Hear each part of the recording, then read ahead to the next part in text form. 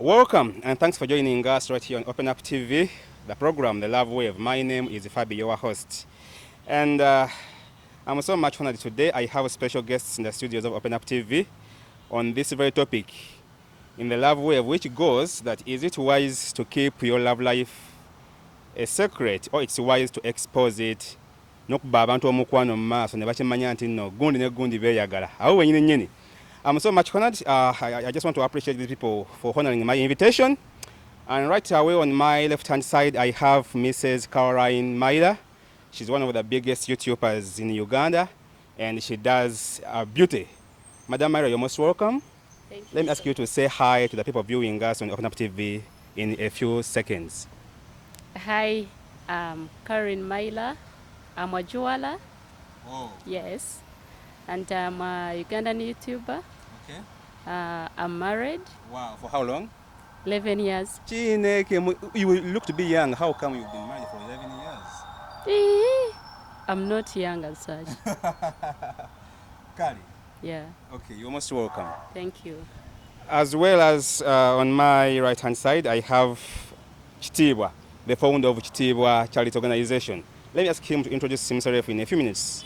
Yes, I'm Coach Chitibwa, the founder of Chitibwa Charity Foundation, like he has said. I'm a married man too. Yeah. For how long? Now 1 year. Oh, I'm a married man, yeah. Okay. You're most welcome to the show. Thanks for honoring my invitation. Now, of course, today's topic, we are all well versed with it.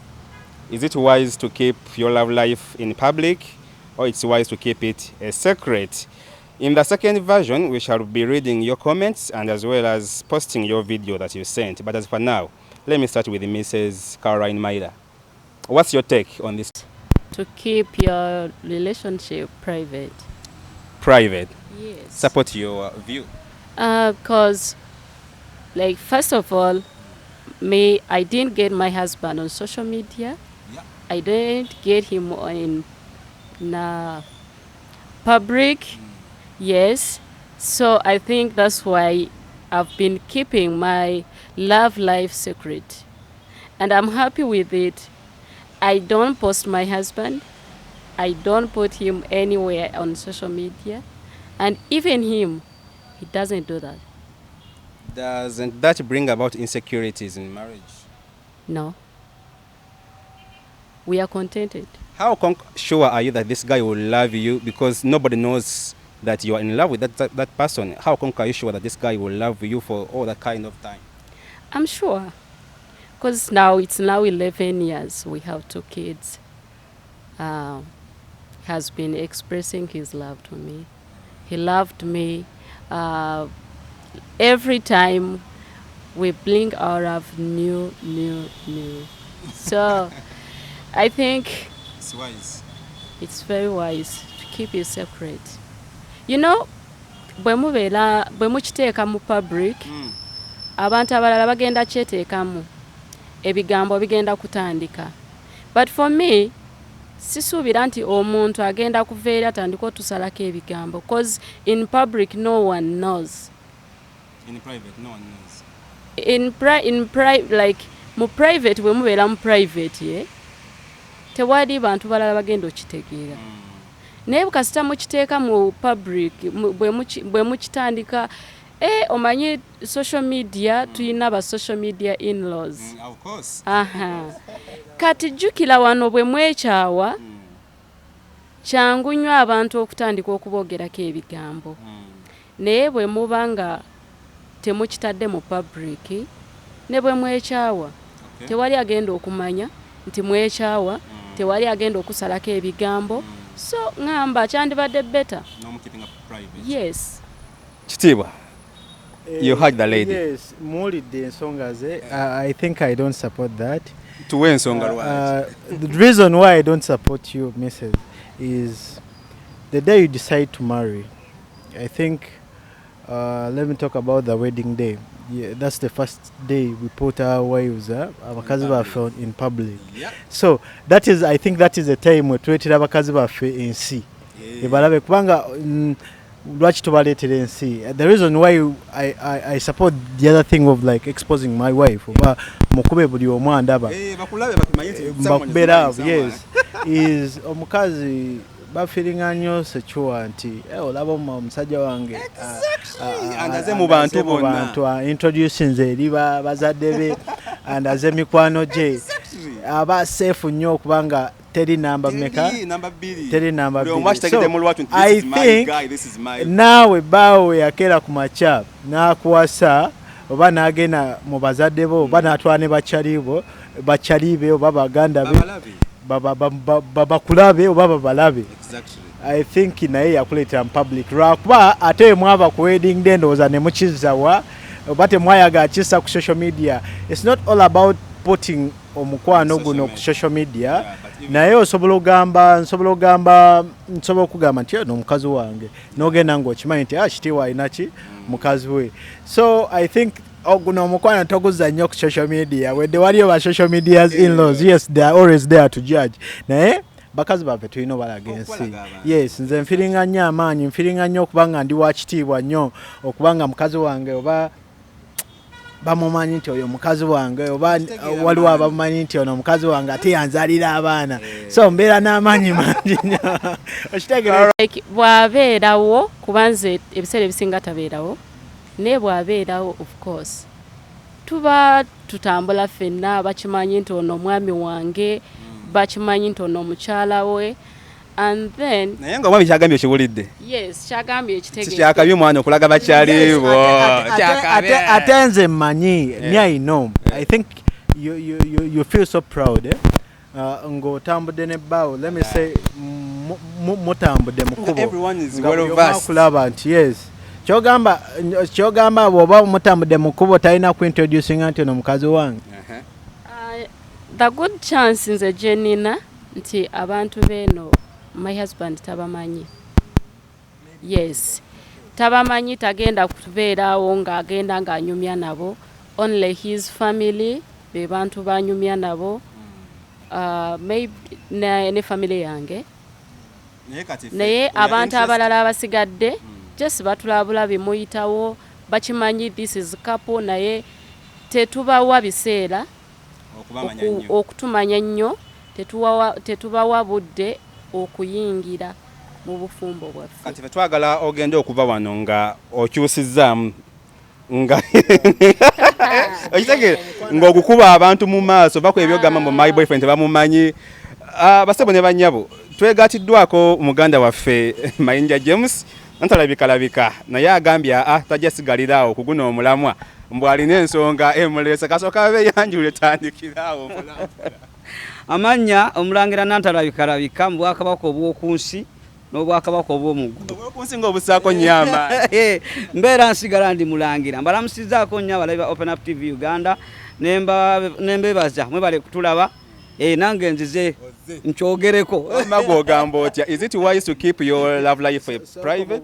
Musajja mufumbo by the way should tell us are you married or you aren't? Ekyo nja kukibabuulira okusinziira ku nnyonnyola gye ngenda okubannyonnyolamu ng'ojja salabo bandi mufumbo basiri gonoonya. Kale love life ekututwe etya gw'ogiraba otya tuyiteeke mu lwatu oba tugikume nga li private?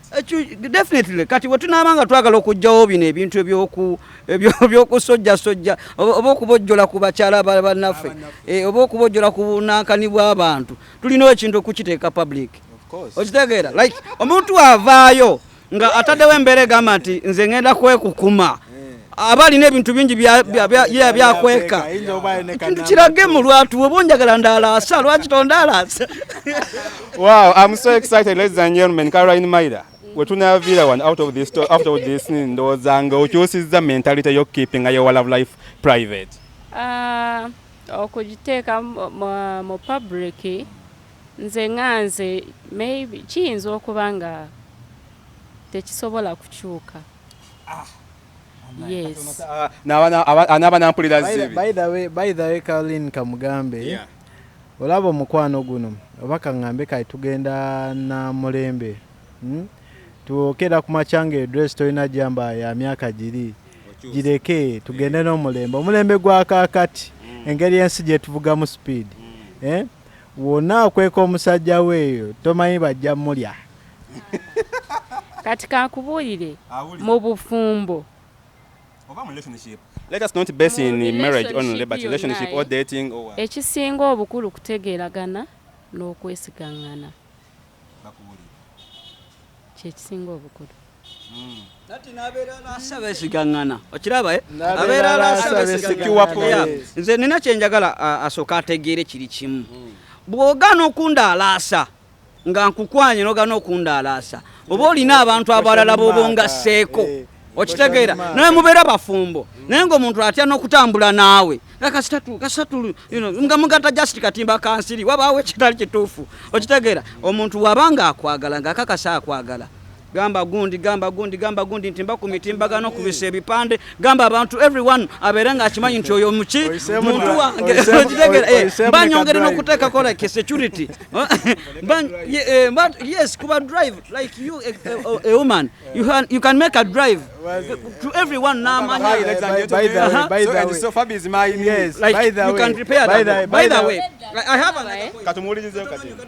nina kapointi kati ndi abakyala singa oba osobola okikola mu lwatu okujjako n'omwami w'obutaddamu kukwana gwe teekateeka ka drive ogambe nti basebo ne banyabo leero ngenda campaigningako mu kyalo kyange wano n'oyita bannamawulire n'obagamba this is my what my husband my number one tukube drive tuyinza okuba nga tuli wano naye nga kalayina embaga ye yagisa okitegeera bagisa mu kooti nga ya mu kooti nga waliwo omulamuzi How was your wedding? Soko tujazinge. My wedding yali ya mu kooti, that's true. Caroline ogenda kunziyiza otyo okukuba amanda tewaliwo bantu bayinza gamba abakujulira baali batini nnyo omulamuzi tayinza nakutegeera nti kati esaazi n'oli wano naye senga kwaliko abantu nga 2-3 osobola ogamba omukyala oyo muki naye nze nawe nkusangako empeta nja kukwana Katumuulire bagamba batya. Bwonkwana of course nja kugamba ndi mukyala mufumbo ne bwolemerako oba weekooya. Tuleme nnyo ku besinga ku bufumbo. Katugere ku relationship. Let us talk about relationships even before marriage. Kubanga at least relationship wabawo chances nyingi nnyo ez'okugamba nti someone is going to go with this one or this one. First of all, let me ask you a question. Does your husband shame you? No. Why don't you expose him? I do when it is necessary. No. When it's necessary. Like bwe mubanga muina katugeze nti so tuwe bu incidents obwe omusajja w'omulagira n'omugamba kale tukire sente obulamu bwo yes obu keeping a private kyoyagala tuwe bu incidents kale bw'otukubisaamu n'otugamba bannange omuntu wange yono bwe mbanga tugenda ku pate bwaba waali ngenda naye era tugenda this is couple nina okutuukayo ne mwanjula this is my husband. Njawulo ki gy'obeera okoze obadde ng'omukweka bulijjo? Okumwanjulayo kiba kitegeeza nti neme kubeera like bw'obeera mu pate oleme kubeera ng'omuntu abadde tali mufumbo oba nga tali ki n'ekirala omusajja afiiringa oke ng'omwanjuddeyo kisinziira waliwo okubanga gye mulaze gwe bamanyi. Bw'ogenda n'omwami of course olina omwanjulayo naye bwe mugenda nga ye gwe baayise n'akutwala ye yalina okwanjula si gwe okweyanjula. Yes. Nze waliwo akantu k'otajjaayo bulungi nze mbeera MC ku mikolo mingi but omanye time y'emikolo eyo etabula abantu oyinza n'obutamanya nti ono yaani ye munankani waagundi oba muninkini waagundi like essaawa ezo abantu babeera balowooza kirala babeera balowooza keeki babeera balowooza kulya ate engeri gye mujjamu oluusi ojja n'omwanjula okitegeera n'otuula naye wano tulaba bulabi nga musituse mugenze mufunye ekyokulya munyumyamu era ffe abali ena batamanyi tuba tulowooza nti kati alabikayagala kugirayo kano akantu. Caroline, if you love your husband olina n'okugenda oba ku nnaasi oba whatever okubise ne t-shirt ng'eriko ekifaananyi kye okitegeera ntimba ndala satandika ekyo ekintu senga ne gavumenti ekitukolerako senga tetukyalimu bintu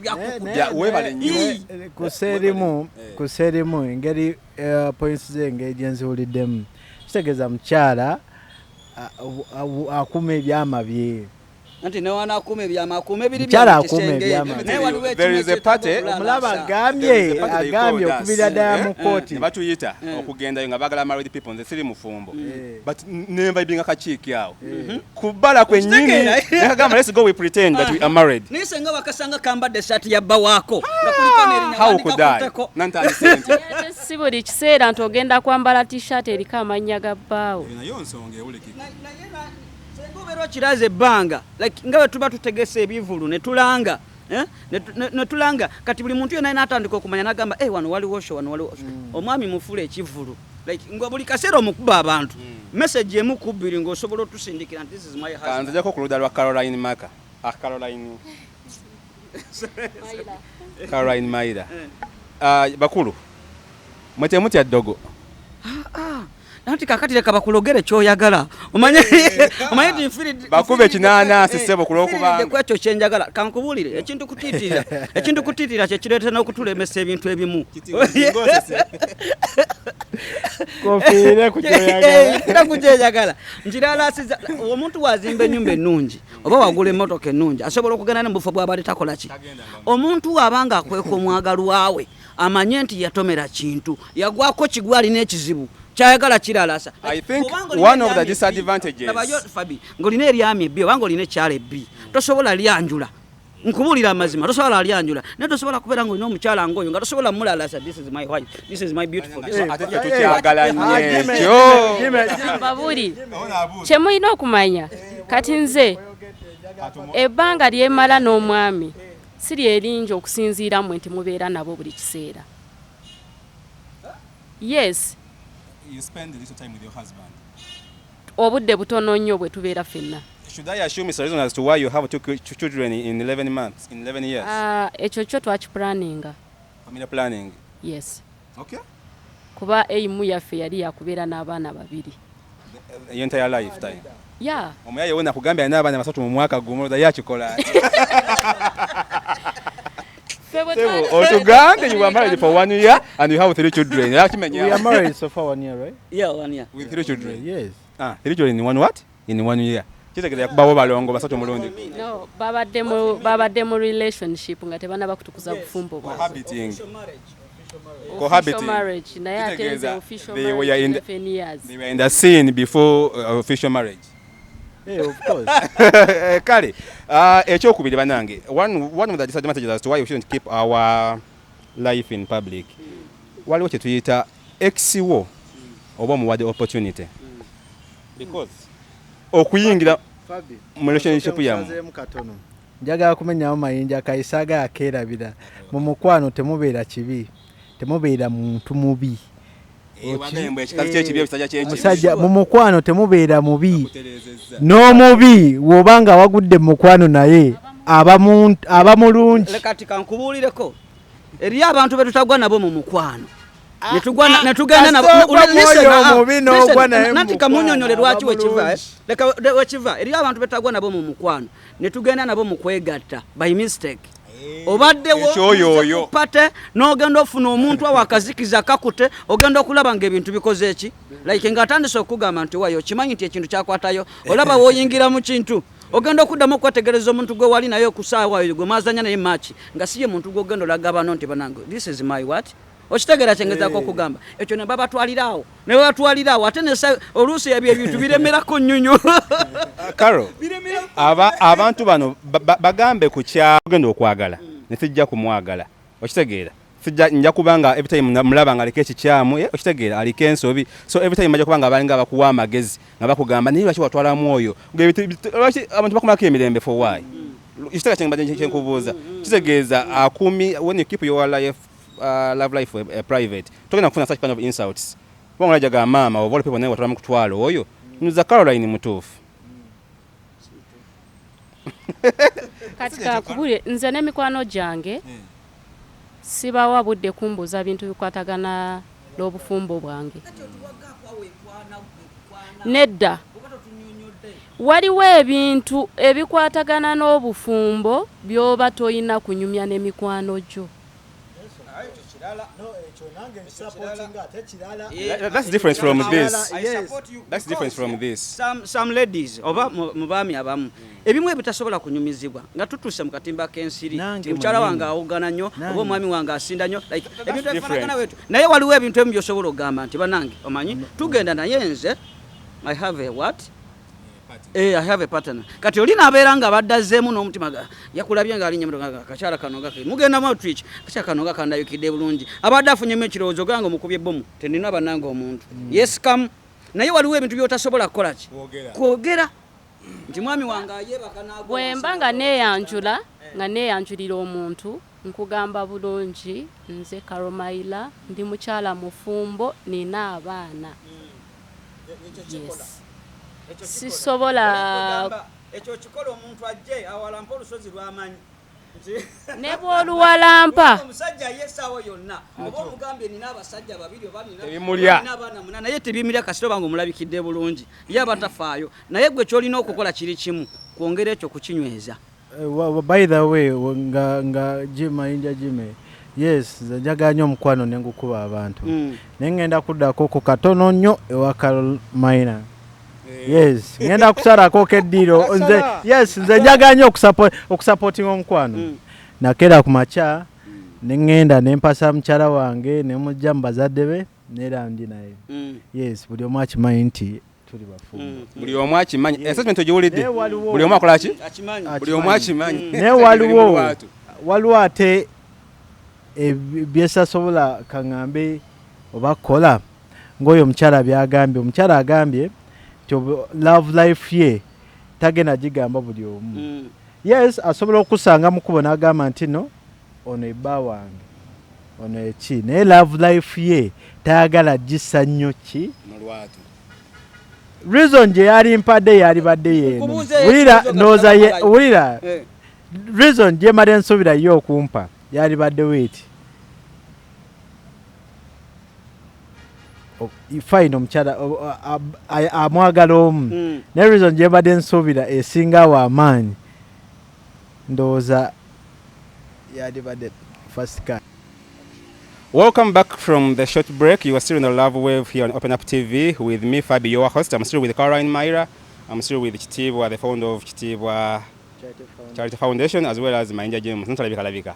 So bwe tugende mu bulango you had a point to raise nekikuvaaka obadde obagamba ki abantu mbadde mbagamba bannanga abantu it's too much judgment outside there buli omukwano w'ogussa mu bantu abantu batandika ogujajinga so I think it brings too much stress to the couples abantu ne basalawo obutapostinga bintu byabwe obutakuba abantu mu mukwano kuba batya abantu obajajinga kiyinza n'okuleeta obuki sokola beno relationship y'abaana abalenzi bani Remani Hamza when they stop posting bachaya guys so I think it's too much stress. Why do you think it was very easy for Rema to quit Eddie Kenzo? Why do you think? Because their love wasn't in public. If it was in public like it is with Hamza yanibadde akifindinga so hard okukyawa Kenzo yes I'm looking at this point whereby singa bagano tukuba omukwano ne bamala omwezi gumo tugenda babuuza kyekyatuukawo kikimu ekyaye so I think ebyo bibaleetera nabo stress ne biba pushing okola ebintu bye batayita gade ate bemoddemodde ebimu ebitakola so omukwana wemba supporting the Carolina I think tube ne level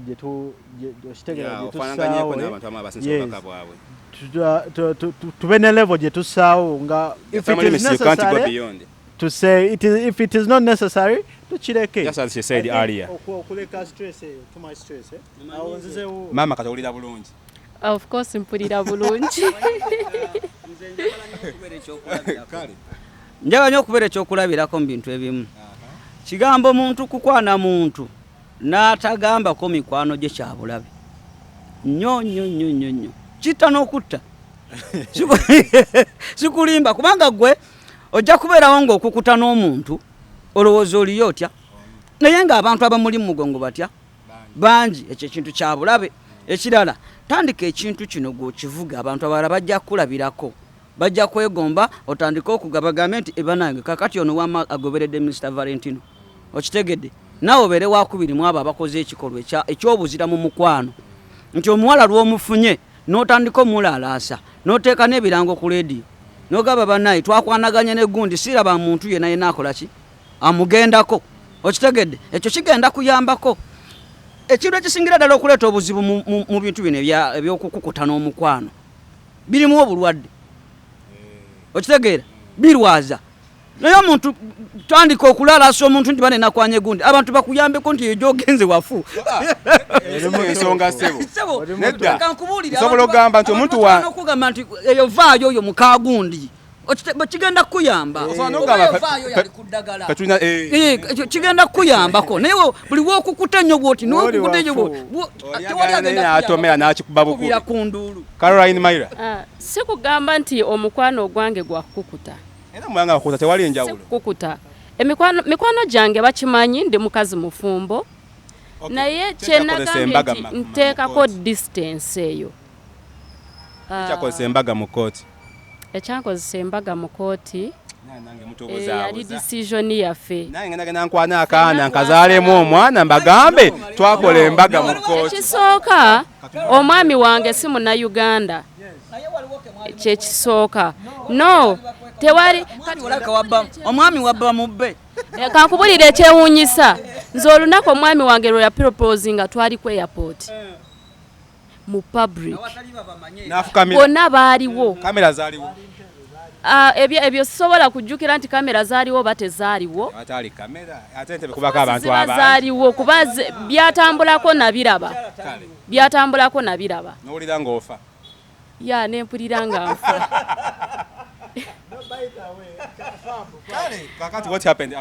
n'ekirala nze sisobola gamba nti oba tewali nsonga nandibadde ng'era omukwano gwange nguteekayo. I don't have ex. That is number one. Hey, Mama. He is the first man who met you? The first man. Yeah, he's the first man. What's by the names? Oh, okay, to very well. It's okay, it's okay. Wemba mukizganyizo okwesaka empeta waberayo the almost four types of marriages. Those ozimanyi naawe so muchuzinga kije mwagala so omuntu wagenda mu court si kibi kuba the end point is musa What's the difference between me impregnating a girl, then after I am like, guys, we made our wedding in courts of law? What's the difference that with you? If I'm going to cohabit, then by giving that excuse. Enjawulo weeri. Ng'okyogedde mpola. Enjawulo weeri. Kale. Kubanga gw'ojja kugamba bugambi. Naye nze nkikakasa nti nalayira.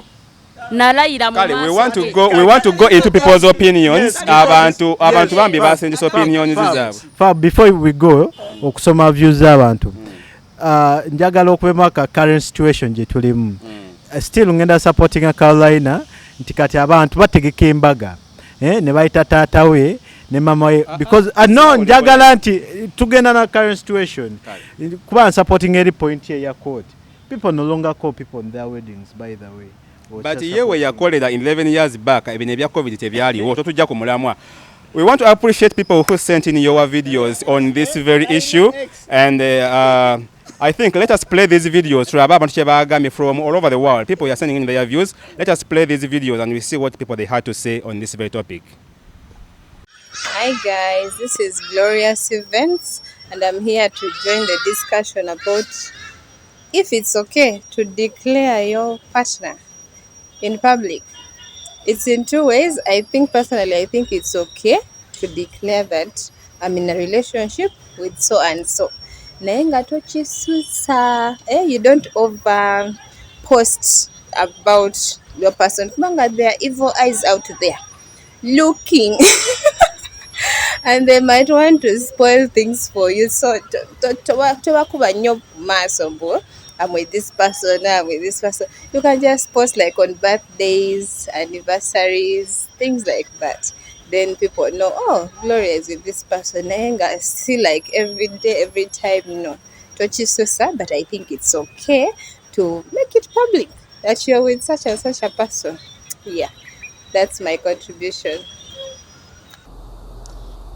Mwebale kutuweereza bamikwano tusiimanye empeereza yammwe. Nze mbadde nteesa nti kyandibadde kirungi we mubeera nga mweyagala nga tewali nsonga ebagana kulaga bantu nti mweyagala. Siraba nsonga lwaki mubeera temubalaga. Kitegeera lwakuba nti abantu abasinga ayagala ono n'ayagala oli ng'ate okulaga abantu nti ono gw'ayagala niyo kiba nga ekyo tekiriiwo nga mukwatagana bulungi. Nze ngamba kirungi okukiraga nti mweyagala. Mwebale nnyo bannanga abateesezza ku Open Up TV. Thanks for your video, thanks for your views. I think that mubawulidde era mubalabye. We have also some of our friends that sent in their views in text message. It's called Emerald Kasangachi Amot. She says, exposure has no problem as long as it has a limit. Yeah, your point. Why? Yeah. Why shouldn't one post their husbands or wives on their important days like birthdays? Because even when one gets married, they will have to post pictures, and that's already exposure. Maybe you change the okay. What you are garment? Techina ko buzibu okubera nga ogira banno. Sophia we agamba. It's wise to keep it secret in order to avoid those who will say that it will end in tears. Exactly. Exactly. Facebook in-laws. Yes, okwewala ba Facebook in-laws. It will end in tears. For me, I know it will not end in tears. Yes. Kakati tulinawo wano Mr. Murindwa agamba it's better to keep your secret cause love issues you might find that the word you share with someone nga you have to eat those words nga olina okulya ebigambo byewayogeranga byewayogera lulinga otijjatijja kikuddidde Mulindwa oyo brother Mulindwa alikansa tweyanza nnyo muganda waffe Mulindwa weebale nnyo kuteesa bulungi. Waliwo agamba keeping it secret kyekisinga kubanga si buli omu nti akwagaliza so kiba kirungi wangi. Yeah, nekirala ebiseera ebisinga kati kanzeko katono nnyo wali wetugambye wemumbuziza nti lwaki nakikola in courtship. Kati ebyo okugenda mu kooti ebiseera ebisinga waliwo n'ebintu bye tuba twewala. Most of times temumanya ne family gye muva. Si buli omuntu akwagaliza. Naddala ng'ofunye omusajja ow'ebweru. Ekyo kintu kiri different. Ava mansi eki. Germany. Kale. Ojja kumungambira naye njagala ya sister. Uno Patricia oli abadde Mark from case then nina Mr. Peterson agamba bwoba koyagala akuswalaza keep it secret naye bwoba takuswaza abantu bakubeera avo bamanye ekyo Peterson tweyanziza omuwulidde ono Tricia mukwekwe kitegeeza Tricia na ono ngo wange my god gwagambye agamba Germany. Kale Tricia ali ku Nkuruma Nasankuruma Road Mall yagambye I don't agree with too much exposure but rather a little spicing like on birthdays, anniversary and very vital celebration for the couple. Exposure would be better for celebrities who have fan base to maintain despite the negative energy that comes with exposure.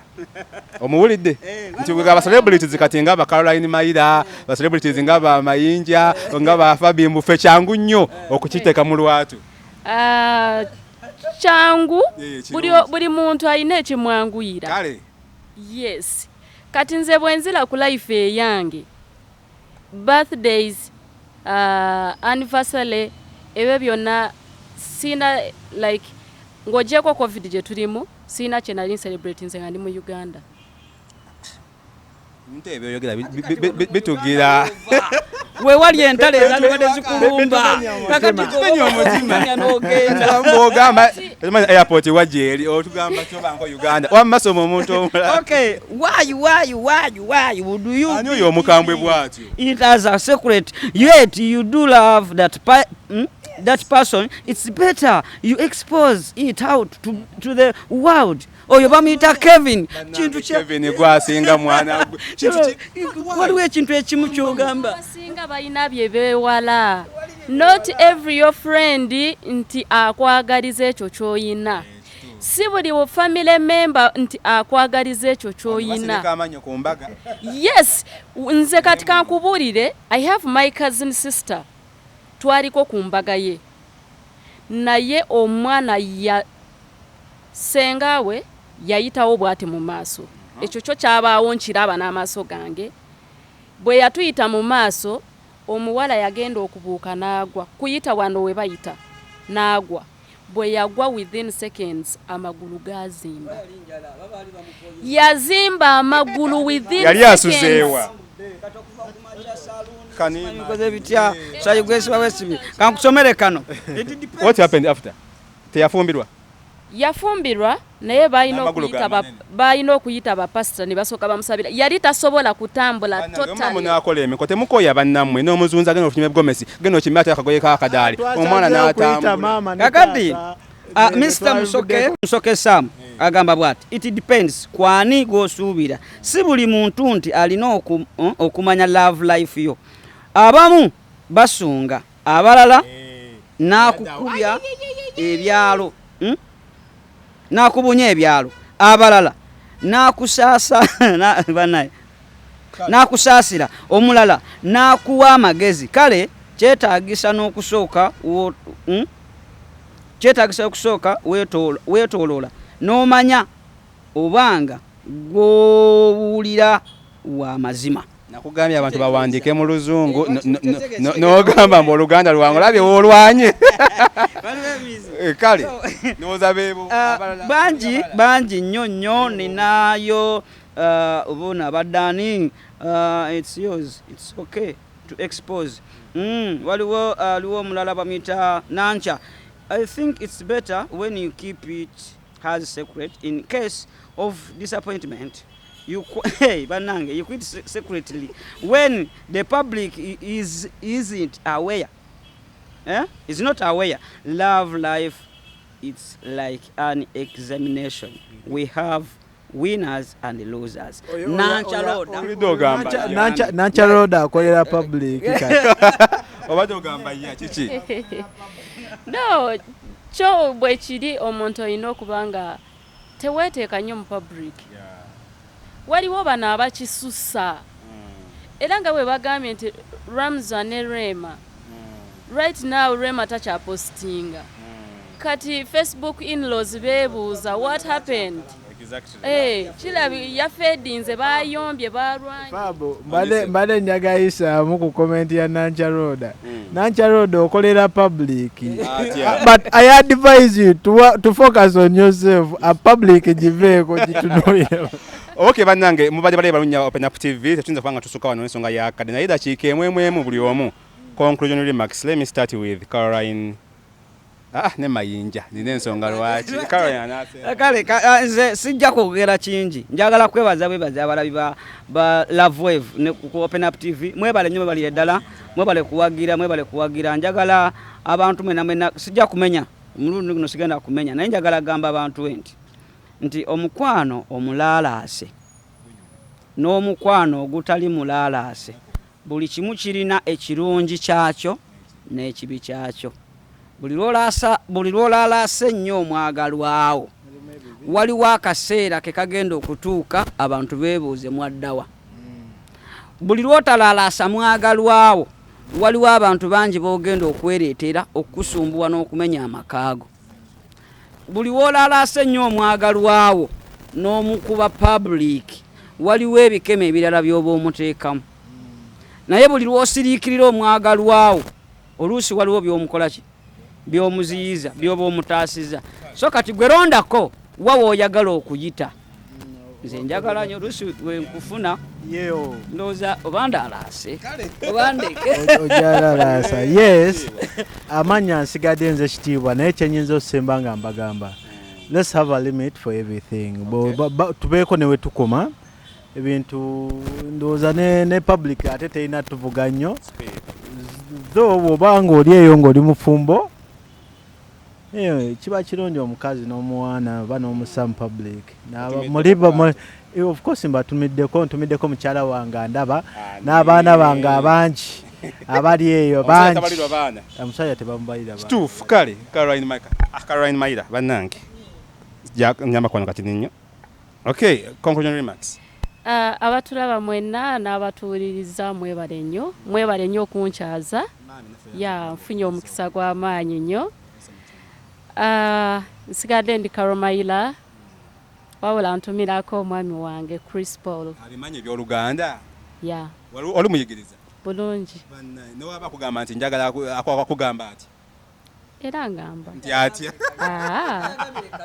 kali kasigala kaffe kituufu yes kale tweyanziza nnyo mukwano you do fashion you do beauty and you have social handles yeah I'm a jeweler yeah I'm a beautician okay beautician mwa mukola kyo okusinga nze ndi muntu akozesa ebintu ebiri nakyo yeah nkulagirira kikyo yino okozesa nga kiri nakyo social handles nkola crafts okay kale ebyokwewunda by'abakyala byonna nga earring eyo gye gyekolera earring kino kyali kirabo okuva ku mwami wange n'essaawa kanabe ku ssaawa gibalaga abantu naye banange eno saawa ya kino kyali kirabo kyange ekya birthday ya silver ndabuli muntu wa silver n'empeta nayo ya silver kale tweyanziza nnyo mami thanks for honoring our invitation bannange nze kyenjagala okusemba nakyo nalinako omwana we nali njagala we were dating for some good time naye the challenge was whenever we could go maybe for a party over where and we take pictures.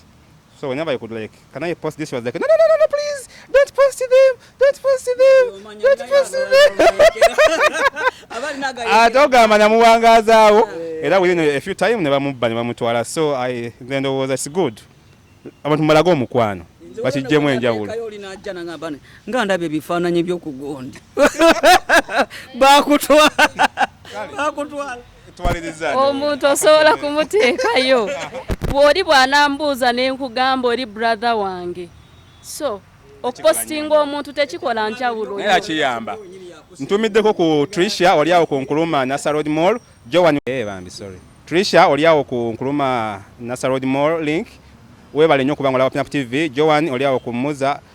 It's Simowana. Thanks for watching this show and all of you YouTubers. We love you so much. Atakumira mpera banyanga abatukumire. Musibe bulungi. Bless her, follow Chitibwa there so. Mwedaba. Yo.